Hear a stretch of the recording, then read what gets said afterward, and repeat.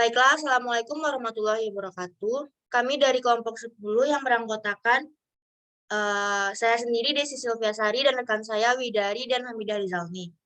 Baiklah, di sini kami akan mempresentasikan hasil diskusi kami tentang perilaku keputusan dalam organisasi. Yang mana pembahasan di dalam materi ini yang pertama yaitu definisi pengambilan keputusan, yang kedua proses dan model pengambilan keputusan, yang ketiga tipe keputusan, yang keempat gaya pengambilan keputusan, dan yang kelima etika pengambilan keputusan, yang terakhir yaitu bias dan kesalahan dalam pengambilan keputusan. Yang mana materi pertama akan dibacakan oleh Hamidah Rizalni. Kepada Hamidah Rizalni dipersilahkan. Baiklah, untuk yang materi pertama yaitu definisi pengambilan keputusan. Menurut Schermerhorn dan kawan-kawan 2012, pengambilan keputusan adalah proses memilih tindakan dalam menghadapi suatu masalah atau peluang. Selanjutnya, proses dan model pengambilan keputusan. Yang pertama, mendefinisikan masalah. Model ini dimulai dengan menentukan masalahnya. Suatu masalah terjadi jika terdapat ketidaksesuaian antara keadaan yang ada dan keadaan yang diinginkan. Yang kedua itu mengidentifikasi kriteria. Pada tahap ini, pengambilan keputusan menentukan apa yang relevan dalam pengambilan keputusan. Langkah ini membawa kepentingan, nilai, dan preferensi personal pengambilan keputusan ke dalam proses. Yang ketiga, menimbang kriteria. Kriteria yang diidentifikasi jarang semuanya sama pentingnya, sehingga langkah ketiga mengharuskan pengambilan keputusan untuk menimbang kriteria yang telah diidentifikasi sebelumnya agar diberikan prioritas yang benar dalam pengambilan keputusan. Yang keempat, menghasilkan alternatif. Langkah keempat, kewajiban pengambilan keputusan untuk menghasilkan alternatif yang mungkin bisa berhasil dalam menyelesaikan masalah. Tidak ada upaya yang dilakukan dalam langkah ini untuk menilai alternatif, hanya untuk mencantumkannya.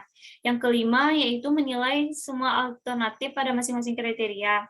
Setelah alternatif telah dihasilkan, pengambilan keputusan harus menganalisis dan mengevaluasi secara kritis masing-masing alternatif. Hal ini dilakukan dengan menilai setiap alternatif pada setiap kriteria. Yang keenam, menghitung keputusan optimal. Langkah terakhir dalam model ini membutuhkan perhitungan keputusan yang optimal. Hal ini dilakukan dengan mengevaluasi setiap alternatif terhadap kriteria tertimbang dan memilih alternatif dengan skor total tertinggi. Sekian penjelasan dari saya kembalikan kepada moderator.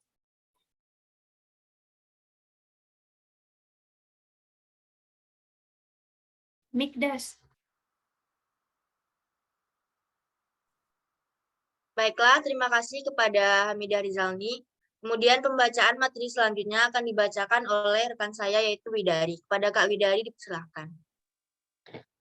Terima kasih kepada moderator. Selanjutnya tipe keputusan. Menurut Robbins dan Jurgen, 2012 terdapat dua jenis keputusan, yaitu keputusan terprogram dan keputusan tidak terprogram. Yang pertama, keputusan terprogram dibuat sebagai respon standar terhadap situasi berulang dan masalah rutin. Keputusan ini berurusan dengan hal-hal di mana pengambilan keputusan sudah pernah dialami. Pada dasarnya, keputusan ini menerapkan alternatif yang diketahui tepat untuk situasi yang sering terjadi. Yang kedua, keputusan yang tidak terprogram disusun atau disesuaikan secara khusus agar sesuai dengan situasi yang unik. Keputusan ini menangani masalah baru atau tak terduga yang menentukan tanggapan khusus. Meskipun pengalaman masa lalu dapat membantu mengatasi ancaman persaingan, namun keputusan yang cepat memerlukan suatu solusi kreatif berdasarkan karakteristik unik dari setiap pasar saat ini.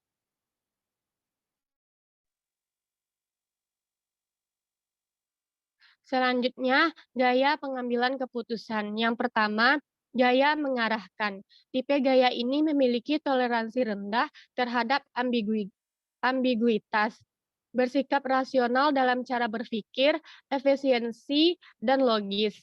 Yang kedua, gaya analitis. Pembuat keputusan dengan gaya ini memiliki jauh lebih banyak toleransi terhadap ambiguitas daripada tipe gaya mengarahkan. Yang ketiga, gaya konseptual. Pengambilan keputusan dengan tipe gaya konseptual cenderung lebih luas pandangan mereka dan memiliki banyak alternatif. Yang ketiga, gaya perilaku.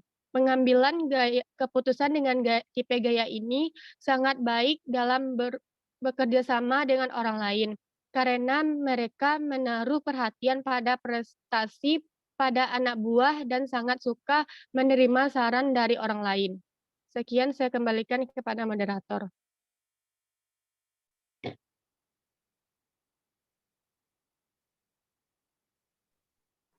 Baiklah, terima kasih kepada Kak Widari. Kemudian pembacaan materi selanjutnya. Di sini saya sendiri yang akan membacakan materinya, yaitu tentang etika pengambilan keputusan.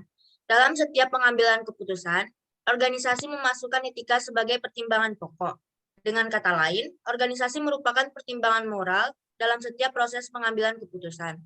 Hal ini sehubungan dengan bahwa setiap keputusan harus mengacu kepada kepentingan orang banyak, sehingga setiap keputusan ataupun tindakan yang diambil harus memiliki konsekuensi bagi orang lain. Seperti pada pengambilan keputusan umumnya, etika pengambilan keputusan pun didasarkan pada proses kognitif tingkat tinggi. Namun terdapat pandangan lain seperti pengaruh emosi yang dapat berpengaruh terhadap perilaku tidak etis.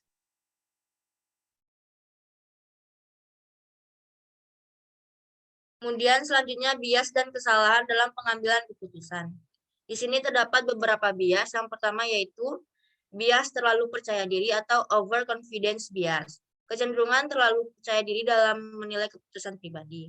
Yang kedua ada bias jangkar atau ensuring bias. Kecenderungan untuk berpaku pada informasi awal dan tidak menyelaraskan pada informasi selanjutnya. Yang kemudian ada bias konfirmasi atau confirmation bias. Kecenderungan untuk selektif terhadap informasi yang menguatkan pendapat lampau dan memangkas informasi yang menentang. Selanjutnya ada bias ketersediaan atau availability bias. Kecenderungan melaksanakan keputusan pada informasi yang mudah didapat dan ditemui. Kemudian ada eskalasi komitmen atau escalation of commitment. Yang mana eskalasi komitmen ini, kemudian selanjutnya ada kesalahan acak, yaitu kecenderungan untuk percaya bahwa seorang dapat memprediksi hasil dari peristiwa-peristiwa yang tidak disengaja. Kemudian ada aversi resiko, kecenderungan untuk lebih memilih hasil yang pasti daripada hasil yang berisiko. Yang kemudian ada bias peninjauan masa lampau, kecenderungan untuk pura-pura yakin telah memprediksi hasil dari sebuah peristiwa secara akurat, setelah hasil tersebut benar-benar diketahui. Baiklah, mungkin sekian presentasi dari kelompok kami. Mohon maaf jika ada kekurangan dan kesalahan. Kami ucapkan terima kasih dan Assalamualaikum warahmatullahi wabarakatuh.